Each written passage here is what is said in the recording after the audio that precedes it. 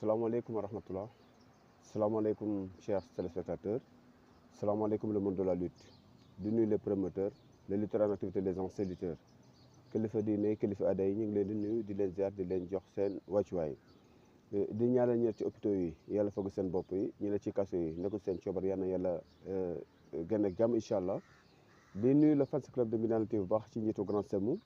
Di nuyu aussi ma famille, ma commune avec ses 26 villages. Di nuyu mon village Mbinialane fecc liir bu neexee rek yaay jaa tee ci mbagg ya. Di nuyu aussi sama famille bàyyi bu ñu kenn sama jabar ak samay doom yëpp. Mbinialane nag franchement comme ni ma ko waxee d'habitude rek képp ku ko wax rek wax le grand champion Lat Dior wala nga wax Doudou Khady boo ko limee rek limaale nga ñëpp ñoom moon ñoom Jibi Ndiaye ñoom Koroñ Tafandour Naaru Aliou Diop ñëpp bàyyiwuñoo kenn franchement ñooy les grands champions. Tey ñu des soit rek fii ci suñu lieu d'habitude muy le jardin de Wago Niayes suñu lieu habituel. Aujourd'hui c'est le mercredi 3 septembre 2025 ñu ñëwee nag ci genre débriefing concernant toujours la fédération sénégalaise de la lutte ci chronogramme bi.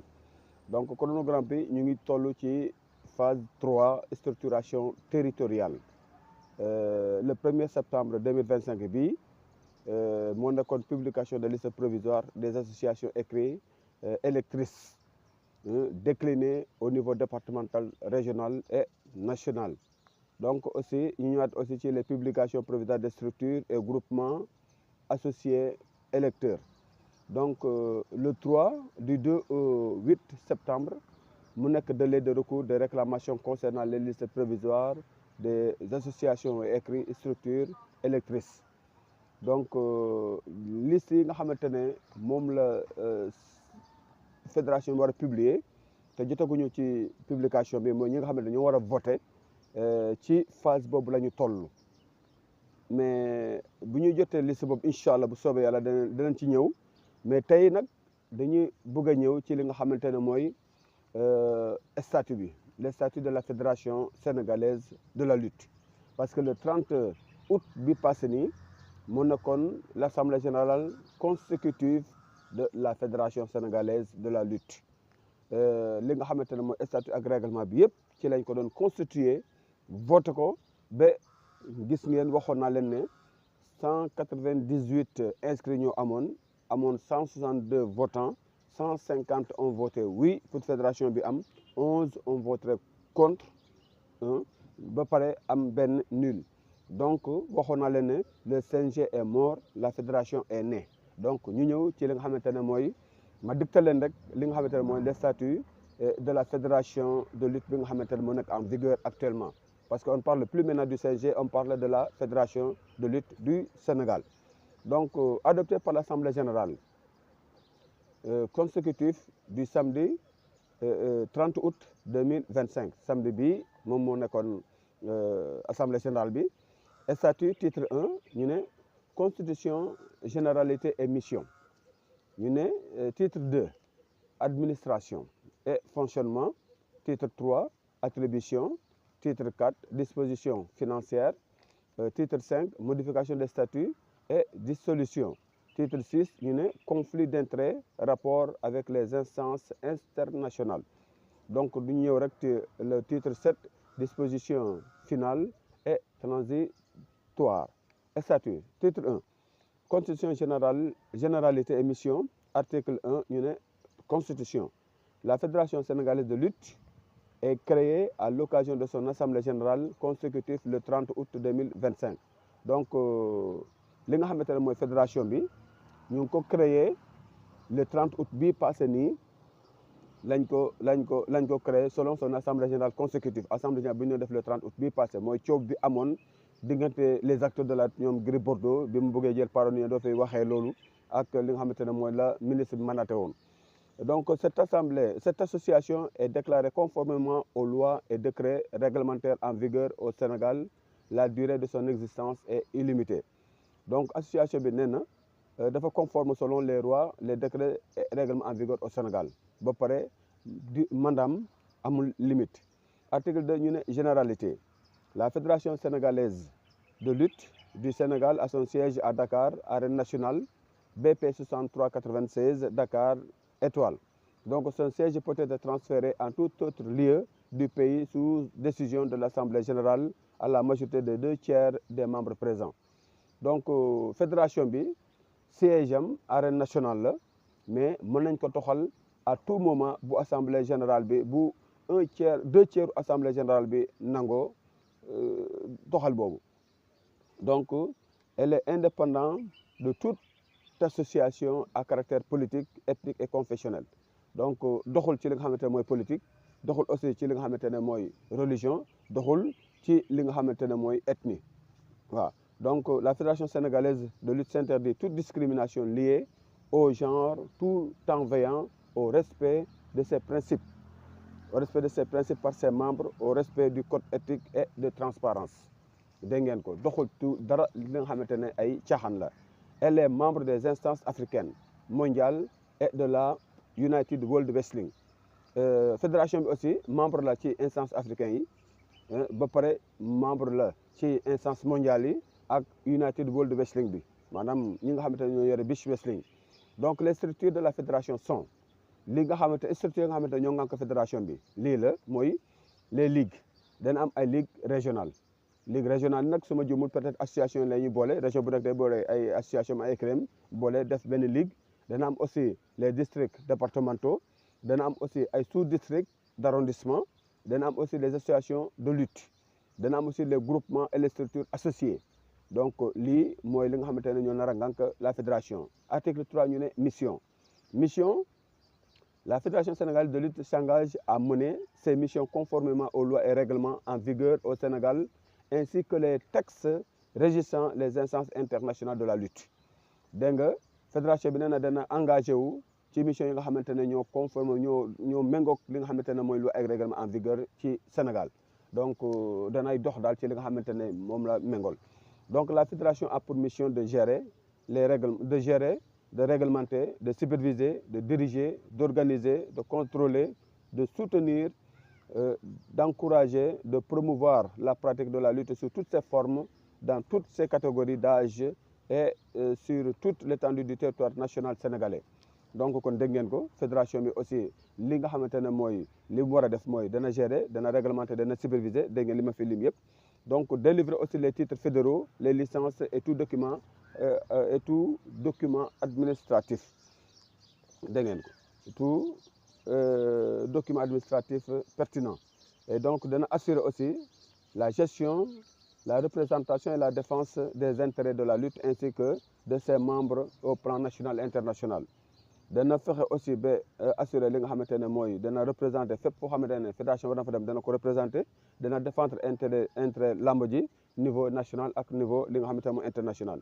Dana promouvoir aussi li nga xamante ne mooy l'éthique sportive à travers l'éducation, la sensibilisation et la formation. Dana aussi former des cadres techniques administratifs. Dana aussi xeex contre la fraude sous toutes ses formes. Dana aussi veiller à respecter les principes ci-dessus visés par les membres ainsi qu'au respect des textes et règlements au comité national olympique et sportif sénégalais li nga xamante ne moom la ñuy wooyee CONOS. Donc aussi les instances internationales de la lutte mettre en œuvre toute autre activité de nature à promouvoir la lutte ainsi que ses disciplines associées. Donc la Fédération sénégalaise de lutte aussi est compétente au Sénégal, reconnue au niveau national et au niveau international. Compétence am Sénégal la au niveau national et au niveau international. Donc aussi article 4 ñu ne composition. La Fédération sénégalaise de lutte est composée des membres des associations pratiquant la lutte, membres yi nga xamante ne maanaam association yi nga xamante ne dañuy dox ci lamb, les membres aussi des ligues, des districts et des sous-districts. Lii nag moo xaw a réer ñu bëri mooy ligue, district ak sous-district. Lan mooy ligue, lan mooy district ak lan mooy sous-district. Incha allah danañ ci def gestu buñ ko xamee rek danañ leen ko indil incha allah tegal leen ko ci li nga xamante ne sur le plat. Les membres des groupements et structures associées, des personnes ressources cooptées. Dana am aussi ay nit yu personnes ressources yoo xamante ne dana coopté loolu personnes ressources amoon na ci li nga xamante ne mooy le CNG. Les membres d'honneur et les membres honoraires. Les admissions des membres d'honneur et les membres honoraires ou bienfaiteurs sont prononcées par le comité directeur. Waaw membre honneur ak membre honoraire yi nee na dégg ngeen ko comité directeur bi ñoo koy prononcé maanaam ñoo koy tànn la xam nga Le titre des membres d'honneur peut être décerné aux personnes ayant occupé des fonctions essentielles au sein ou ayant perdu les services particulièrement éminents grâce à la lutte. Donc membre honoraire yi mën nañ ko décerner ñi nga xamante ne am nañu fonction yoo xamante ne fonction yu am solo la wala ñi ngi ko amoon ba pare te perte ko. Donc article 5 ñu ne qualité de membre membre nan la war a mel. Donc pour être membre de la fédération sénégalaise il faut que les associations doivent être régulièrement affiliées et les personnes physiques doivent avoir une licence ou une carte. Donc pour nga nekk membre aussi il faut que nga bokk ci li nga xamante ne mooy association foog nga bokk nag ci benn kuréel ba pare kuréel boobu daf di war di affilier CNG chaque année daf di war di affilier ba pare nga am li nga xamante ne mooy licence wala carte de membre en cours de validité. Les conditions d'adhésion d'affiliation sont fixées par le règlement intérieur ni ñu affilier loolu règlement intérieur bi moo koy wax. Les associations affiliées ou réaffiliées ainsi que les autres membres s'engagent à respecter les présents statuts, les règlements intérieurs, les règlements généraux, les circulaires, les règlements généraux, les circulaires et tout autre acte administratif émanant de la Fédération sénégalaise de lutte d'épuiser toutes les voies et recours avant d'en arriver à d'éventuelles juridictions étatiques en cas de contentieux. Donc dégg ngeen ko foofu aussi ñu ñëw ci li nga xamante ne rek mooy l'affiliation ou la réaffiliation ne peut être refusée par le comité directeur pour nit affilié wala pour mu réaffilier comité directeur bi waru ko mën a bañ une association waru ko mën a bañ association waru ko mën a bañal li nga xamante ne mooy écrit constitué par la pratique de la lutte que si elle ne satisfait pas aux conditions nationales ou aux lois régissant le fonctionnement de la fédération tout refus doit être motivé. Pour mu bañal la ko nag il faut que mu motiver la ko pour foog ngay def loo xamante ne méngul ak doxalinu fédération bi wala genre xeet yooyu. Article 6 ñu ne structure déconcentrée donc les ligues régionales les districts les sous-districts sont les structures déconcentrées de la fédération qui jouissent des mêmes compétences qu'elles dans les circonscriptions territoriales de la région du département et de l'arrondissement. Li nga xamante ne mooy district yi wala ligue yi wala sous-district yi ay structure la xamante dañ ko déconcentré daf ko xaw a décentralisé daal ci fédération bi donc kon loolu ñoom aussi ñi mu gën a concerné mooy les circonscriptions territoriales régions yi wala département wala li nga xamante ne mooy arrondissement yi.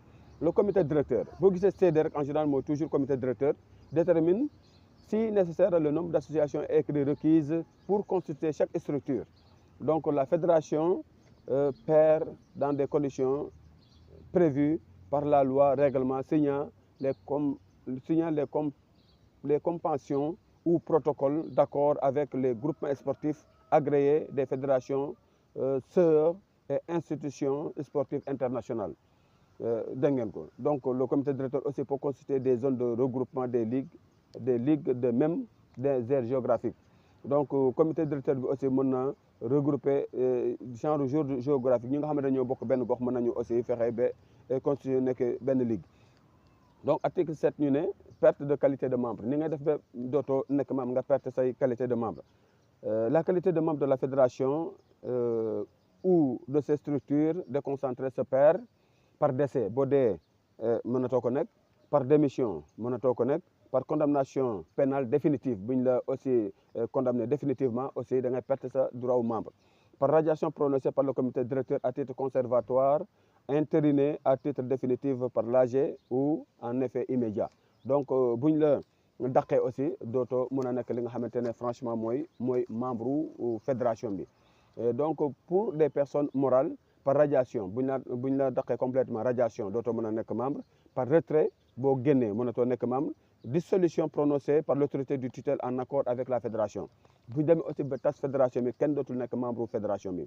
Titre 2 ñu ne administration et fonctionnement article 8 organes les organes de la fédération sont l'assemblée générale organe de fédération bi ñooy assemblée générale bi le comité directeur le bureau exécutif les organes sont désigné par le directeur administratif organe en général directeur administratif yi ñoo koy nommé xam nga bu doon CNG c'est Ndiamé qui est le directeur administratif cette fois-ci on ne sait pas exactement si ça sera lui ou bien ça sera un autre les présidents des commissions et structures spécialisées ñooñu ñooy li nga xamante ne les organes de fonctionnement. Donc article 9 ñu ne l'Assemblée générale AG.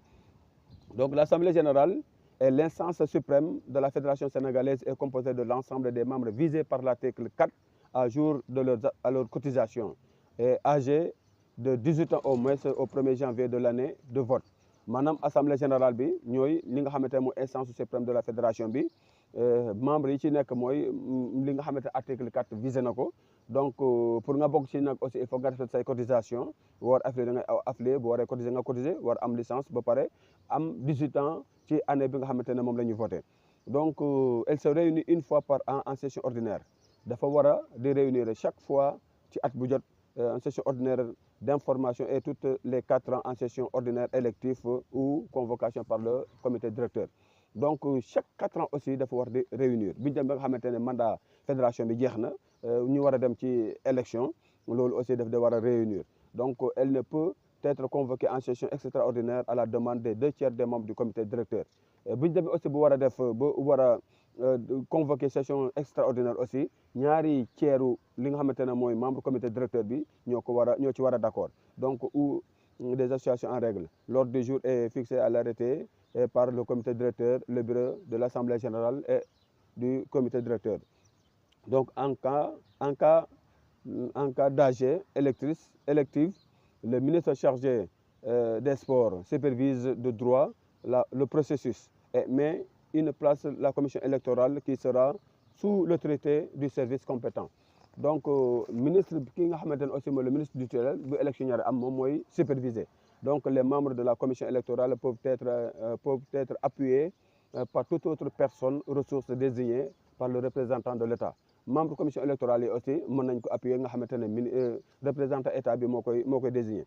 Donc article 10 ñu ne l'AG est l'organe de la décision de la fédération. Elle est composée des représentants régulièrement affiliés à la fédération, des associations, des groupements et structures associés et des membres d'honneur ou des membres honoraires.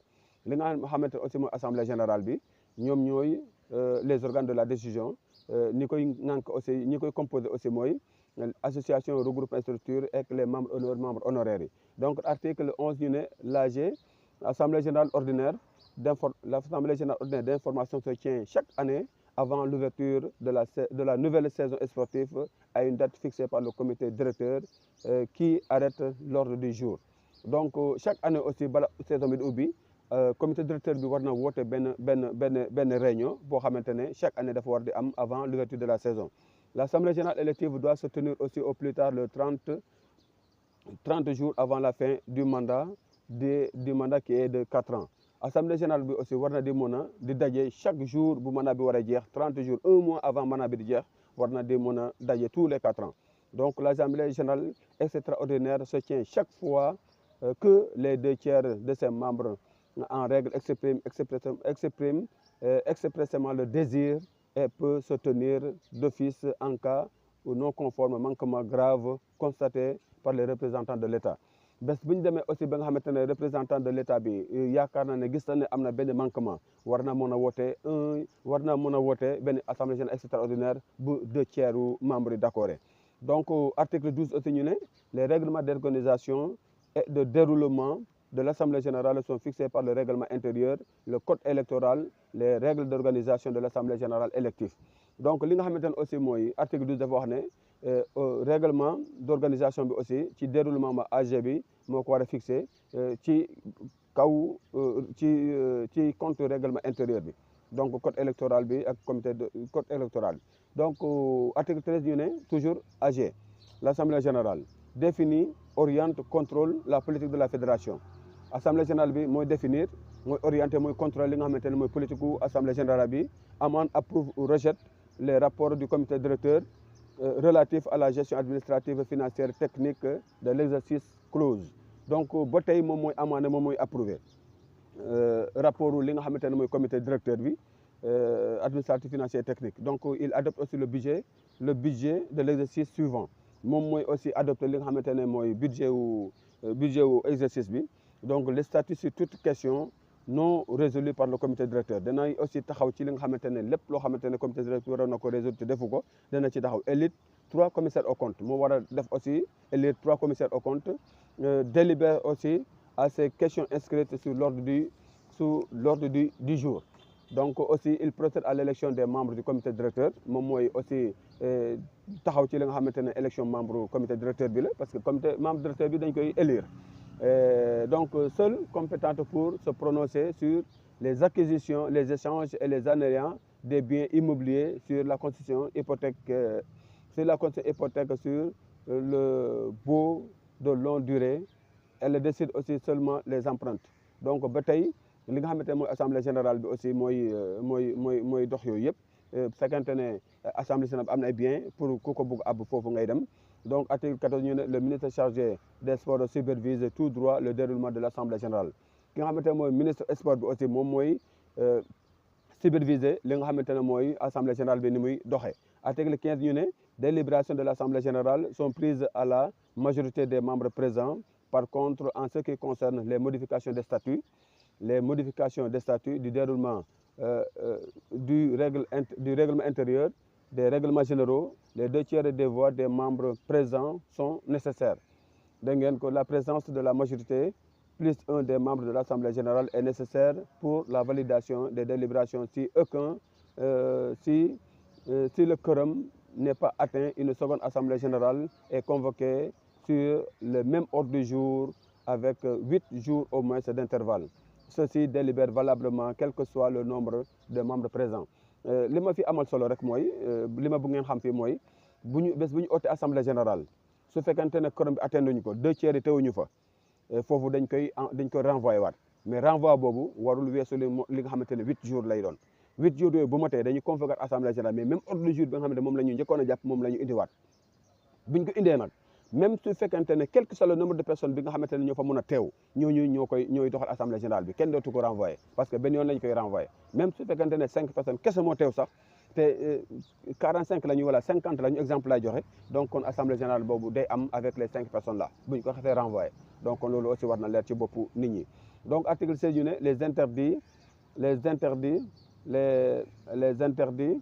les cumuls de la même fonction des membres du bureau de la fédération et du bureau d'une ligue régissant la lutte dañuy tere aussi membre fédération bi wala membre bureau bi yore ñaari fonction ci biir li nga xamante ne mooy fédération bi.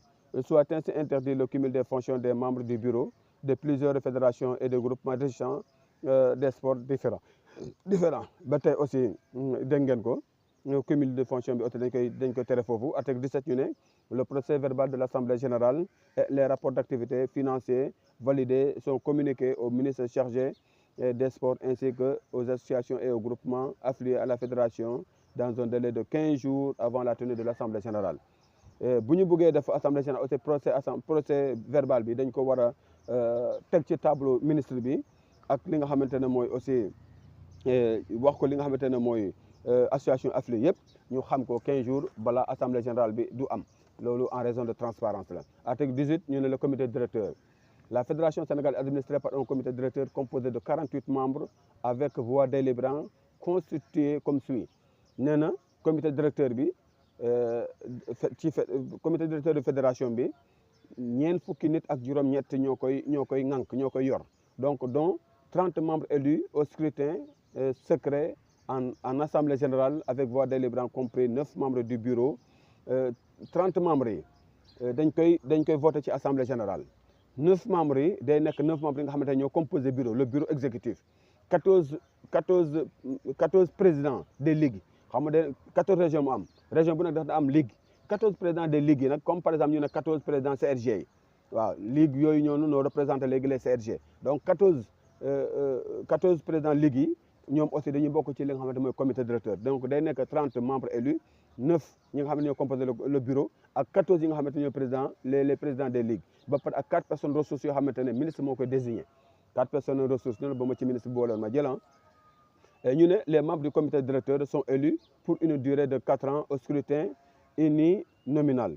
donc majoritaire à un tour les membres sortants sont rééligibles membres yi nga xamante ne aussi bés bu ñu demee ba aussi war a assemblée comité directeur bi maanaam jeex ñu war ko voté waat aussi ñi nga xam ne ñoo ci bokkoon aussi ba tey dañu am possibilité pour bokkaat ci vote bi donc le comité directeur de l'instance de décision entre les deux assemblées générales moom moo dugg ci ñaari assemblée yi donc éligible au comité directeur toute personne âgée de 18 ans au moins le 1er janvier de l'année en cours jouisse de ses droits civiques mandatés par une association sportive régulièrement affiliée. Seules les associations, les groupements associés régulièrement affiliés sont électeurs et les délégués des associations des groupements doivent mandater doivent être membres de la dite association ou groupement et être titulaires d'une licence ou d'une carte de membre en cours de validité. Ñi nga xamante ne de ces démembrements qui a commis directement ou indirectement une faute grave ayant conduit la sanction de la fédération par le ministre en charge des sports ou des instances internationales, quelque soit instance nationale auxquelles la fédération est affiliée, devient inéligible par une durée de 4 ans à partir de la notification de la sanction. képp koo xamante ne def na faute boo xamante ne war na tax ba nga xamante ne dañuy teg daan di nga xamante ne mooy fédération bi yow doo mën a nekk membre dootoo mën a voter tant que 4 ans bi jeexul. Donc le CD se réunit, le comité directeur se réunit au moins 3 fois par an sur convocation du président de la fédération ou sous l'ordre du jour est fixé par le bureau. Et donc le comité directeur bi aussi daf devoir de réunir 3 fois par an pour que le président de la fédération bi moo ko war di convoquer ba par ordre du jour bi bureau bi moo ko war a fixé. Sa convocation est obligatoire lorsqu'elle est demandée par les 2/3 des membres du bureau. war naa aussi 2/3 membres du bureau aussi bés bu ñu soxla bés bu aussi demee ba xam ne rencontre war na am ndaje war na am moom itam war na fexe war nañ ko mën a convoquer bu ko 2/3 bi d'accord. Le comité directeur ne délibère valablement que si le quorum est atteint si la moitié plus un membre des membres présents. bés bu ñu demee aussi ba nga xamante ne di ñu war a délibérer quorum bi bu teewee maanaam membre bu ñu nekkee 50 25 personnes bu teewee ak benn muy 26 donc kon foofu quorum bi atteindre nañ ko. L'Assemblée générale extraordinaire peut mettre fin au mandat du comité directeur à la majorité absolue des 2/3 des membres présents dans le cadre de l'Assemblée générale extraordinaire procède à l'élection du nouveau comité directeur se termine le mandat du comité directeur déchu. Donc aussi Assemblée générale bi aussi am na droit woote li nga xamante ne mooy Assemblée générale extraordinaire ba pare tas li nga xamante ne mooy comité directeur bi bu 2/3 kii bi d'accord ba pare buñ ko voté waatee dañoo war a jeexal li nga xamante ne mooy maanaam bu nekkee 4 ans bu fekkee doxal nañu 2 ans dañoo bu beneen bureau bu bees amee dafa war a compléter li nga xamante ne mooy ñaar at yi des pour mu mot 4 après ñu soog a dem ci yeneen élection. Le bureau exécutif, l'Assemblée générale élue au sein du bureau exécutif composé au moins 9 membres comportant les postes du président, vice-président, trésorier général et trésorier adjoint. Le bureau, assisté de structures spécialisées, reçoit la délégation du comité directeur par l'exercice de son pouvoir réglementaire. En aucun cas, cette délégation ne peut lui conférer le droit d'apporter une modification quelconque au texte adopté par le comité directeur et l'Assemblée générale. Donc le bureau se réunit une seule périodicité fixée par le comité, par le règlement intérieur. Donc aussi le bureau est l'organe suprême de la fédération. Le président peut inviter toute personne à être consultatif aux séances du bureau. Le président bi aussi mën na di bés bu bureau bi amee rajo président bi mën na inviter ku ko neex. Donc le bureau de la fédération est élu pour 4 ans. Le bureau de la fédération bi aussi nee na 4 ans la bu 4 ans bi jeexee dañuy demaat ci yeneen élection. Donc toutefois la durée du mandat pour des raisons diverses, la fédération se trouve en situation de blocage ou en cas de négligence, faute grave imputable à un ou plusieurs membres du bureau. Une demande est signée par les 2/3 des membres du comité directeur de pair convoque une réunion d'extraordinaire. bés bu ñu demee aussi ba nga xamante ne aussi faute grave am na wala loo xamante ne daal lu dul yoon la mën nañu wootaat beneen li nga xamante ne mooy assemblée générale. Il est possible aussi de gérer une commission de médiation au sein de la fédération avant d'en référer au CONOS. Des nouvelles élections doivent se dérouler suite aux problèmes évoqués dans les deux paragraphes précipités. Et donc celle-ci s'appliquera à tout poste du président lors à tout poste du bureau lors d'une assemblée générale convoquée à cette fin, conforme au principe de la responsabilité solidaire. Donc, toute fonction de membre non rémunérée, cependant le bureau, pour les besoins de son fonctionnement, peut s'attacher au service d'une personne rémunérée et peut indemniser les membres élus et nommés remplissant certaines fonctions spécifiques. Donc, à tout moment aussi, mën nañu rémunérer, mën nañu jox dara li nga xamante ne membre spécifique lañu. La direction administrative, elle assure le secrétariat de la fédération. Direction administrative aussi ñooy yor li nga xamante ne mooy secrétariat fédération bi. Elle est dirigée par un directeur administratif nommé par le ministre chargé des sports. Donc gis ngeen ko li ma doon wax mooy direction administrative est toujours ki fay nekk ministre moo fay teg comme ni mu fa tegee Ndiamé moo fay teg aussi ki nga xamante mooy directeur administratif nommé par le ministre chargé des sports sur proposition du président de la fédération. Foofu aussi président fédération bi am na ci solo moo tax président fédération bi ëpp doole li nga xamante ne mooy président CNG. Il peut aussi être assisté par des bénévolats ou salariés recrutés par la fédération. Mën nañ ko assister aussi par ñoo xamante ne ay bénévoles lañ jël wala ñoo xamante ne leen di jël di leen di fay. Mission de la direction administrative sont fixées par les règlements intérieurs. Règlement intérieur bi mooy fixé la nga xamante ne mooy mission commission administrative, la commission structure spécialisée. Donc le bureau exécutif est assisté par une direction technique nationale des commissions et des structures spécialisées. Les membres des missions et de ces structures soient fixés par le règlement intérieur. Ils reçoivent aussi le bureau exécutif. Ils reçoivent le bureau exécutif une lettre de mission, sont chargés de l'application des règlements dans les limites de leurs attributions. Donc ñu ñëw ci li nga xamante ne mooy attribution bi ñu ñëw ci li nga xamante ne mooy attribution yi rek les attributions de l'organe de la fédération sont définies par le règlement intérieur.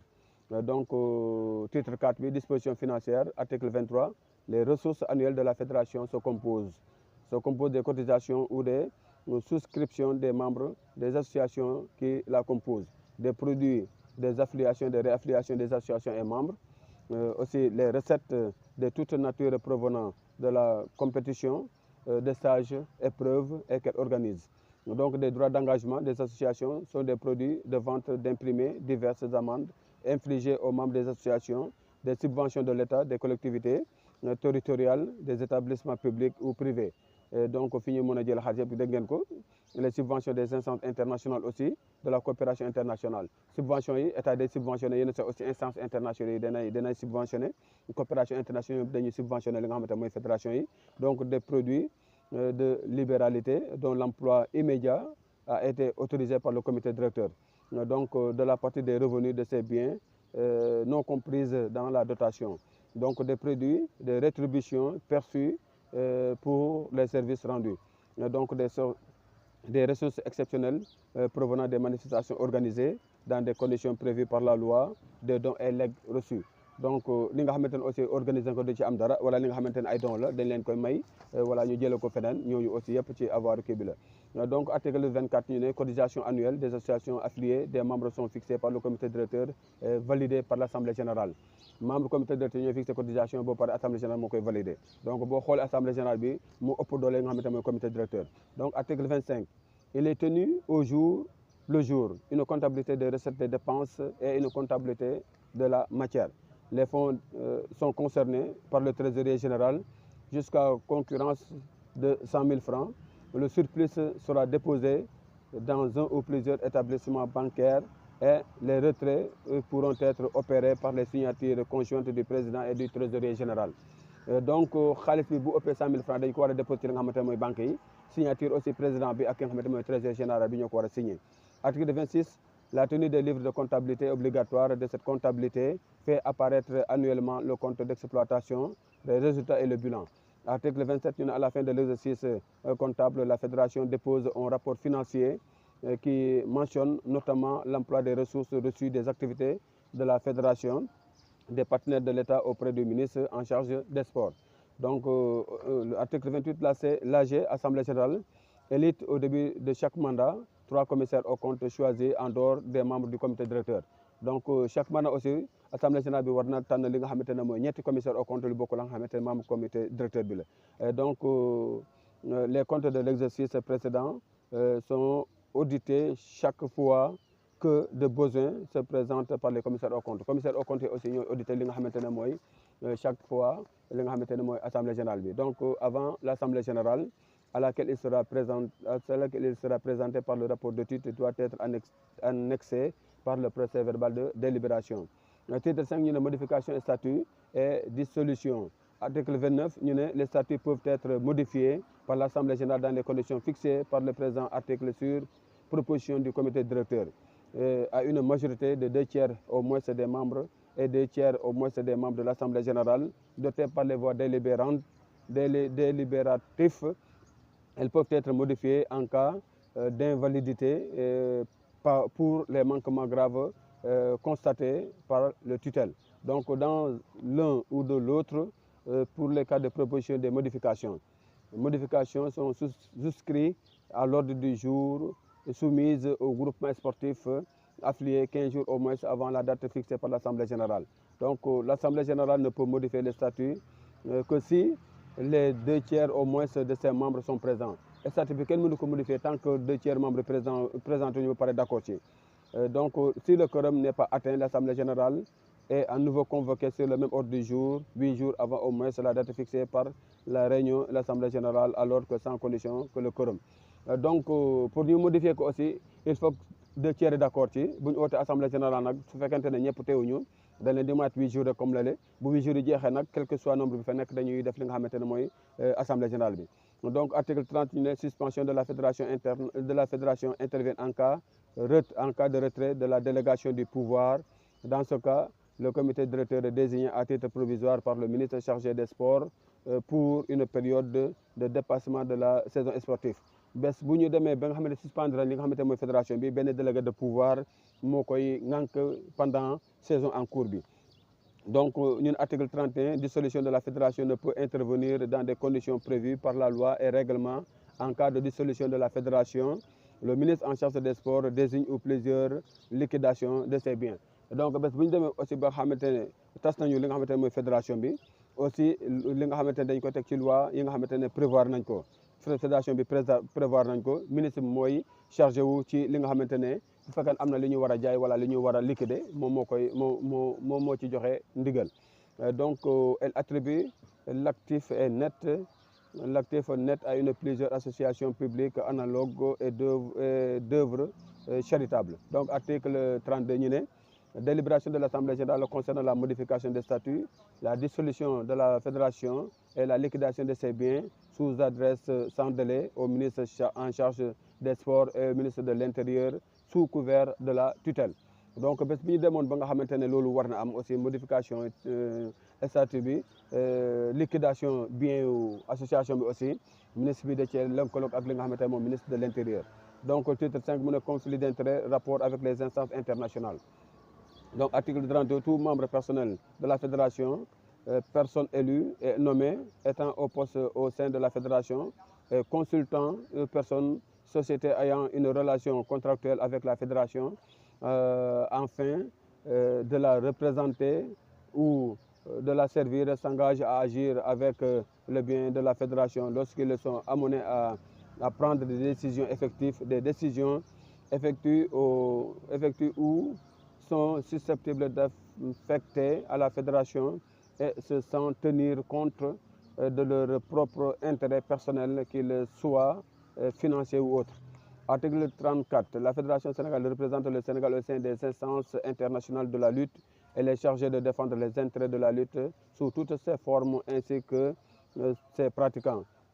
Fédération bi aussi mooy représenté instance internationale yi chargé mooy défendre aussi li nga xamante ne mooy intérêt lamb ji. Donc article 37 mu ne règlement intérieur adopté par l'Assemblée générale approuvé par le ministre chargé des sports fixe les modifications d'application des présents statuts. Il peut être modifié dans les mêmes formes.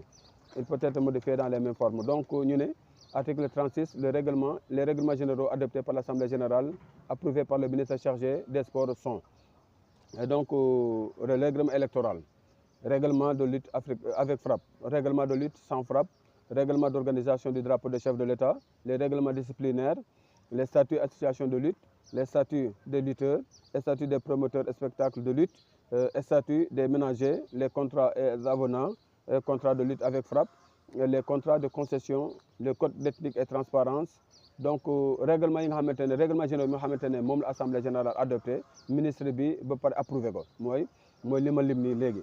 Donc article 37 du document administratif de la fédération et ces pièces de comptabilité sont présentes sur toutes réquisitoires du ministre chargé des sports et de tout fonctionnaire accrédité par ses soins.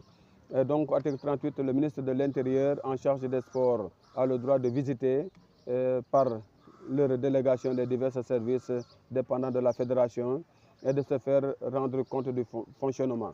Donc le ministre bi aussi am na droit de visiter lépp loo xamante ne daal bokk na ci li nga xamante mooy fédération bi. Article 39 ñu ne les présents statuts ont été adoptés à l'Assemblée générale extraordinaire tenue à Dakar le samedi 30 août 2025 et approuvé par le ministre en charge des sports. Donc li nga xamante ne mooy statut ak règlement bi assemblée générale bi adopté na ko ci li nga xam ne mooy assemblée générale extraordinaire bi nga xam ne moom lañ organisé le 30 août ministre bi adopté ko. Donc maintenant lii mooy li nga xamante ne moom lañ doon digtal di leen wax ne nag franchement fi mu toll nii waxu CNG jeex na. Le CNG n'est plus. Maintenant on est à une fédération. Donc ñi nga xamante ne d'accord ñu ci li nga xamante ne fédération bi nañu bës tuuti seen xol xam ne fi mu toll nii moom ala bu da fédération moom dana am fédération sax am na lay wax parce que am na depuis bi ñu voté le 30 août la fédération bi am. Donc kenn waxatu fi mu toll nii ci li jëm ci fédération bu baaxee bu baaxul lamb ji day dem ci fédération. Man dama jàpp ne ñi nga xamante ne d'accord ñu ci fédération dañ cee yéex dañ ko waroon a teel a wax bi nga xamante ne ministre bi wax na ne 1 an lay nommé ki nga xamante ne moo fi nekk le président du CNG bu 1 an bi jeexee dañuy dem vers une fédération. Donc fi mu toll nii coowu CNG moom nañ ko teg ci suuf te ñi nga xamante ne d'accord ñu ci CNG nañu bës seen xol xam ne fi mu toll nii lamb ji moom day dem à la bu da ci li nga xamante ne mooy fédération. Nit booy bañ dara dañ ko teel a bañ man jàpp naa ne fi ñu leen convoqué di leen wax ne dañuy dem ci fédération à la fin de la saison te on va nommer un président du CNG te président du CNG bi ñu nommé boobu kenn xamagul ne Malick lay doon.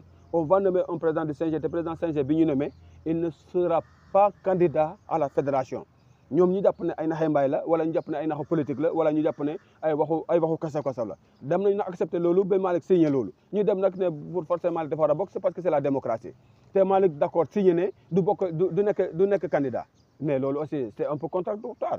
Nit on peut pas gis nga nit booy bañ dara bañ ko au début bu ko ministre bi imposé la loo wax ne carrément lii man je suis pas partant bokkuma waaw parce que bëgg naa doon président fédération mais jàpp nañu ne li ay waxu politique la rek voilà sinon ministre bi lay wax noonu mais bu kii bi amee gars yi Malick dana nekk candidat par force waxuma ne nag Malick waru mën nekk candidat mais quelque soit alpha moom moo ko signé moom moo ko d'accord donc loolu kay waru indi polémique parce que moom moo ko nangu loolu mooy li nga xamante ne moom lañ leen digtaloon di ñaan nag képp koo xamante ne daanu nga ci vidéo bi rek ñu ngi lay ñaan rek ngir yàlla nga abonné boo abonné aussi partagé vidéo bi mu gën a yaatu di leen jox dig daje rek bu ñu jotee liste bi incha allah dana leen ñëw digte leen ko di leen jox dig daje beneen jamono jërë ngeen jëf